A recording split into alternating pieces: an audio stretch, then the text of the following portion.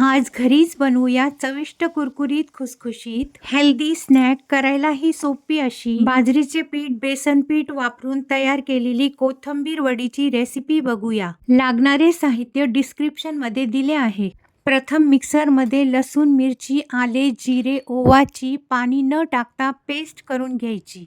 नंतर निवडून स्वच्छ धुवून बारीक कापलेल्या कोथिंबीरीमध्ये बाकी सर्व मीठ मसाले लसूण मिरची पेस्ट 2 टीस्पून तेल व तीळ टाकून सर्व एकजीव मिक्स करून घ्यायचे. धुतलेली कोथिंबीर ओली असल्यामुळे पीठ मळताना पाण्याची गरज पडत नाही.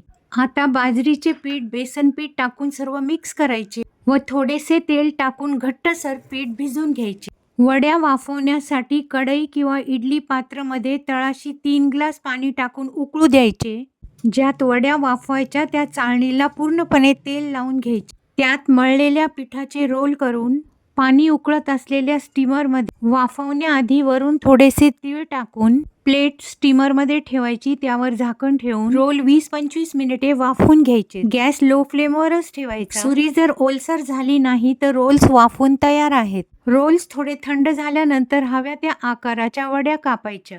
आता ह्या वड्या आपण कमी तेलात शॅलो फ्राय करून घेऊ.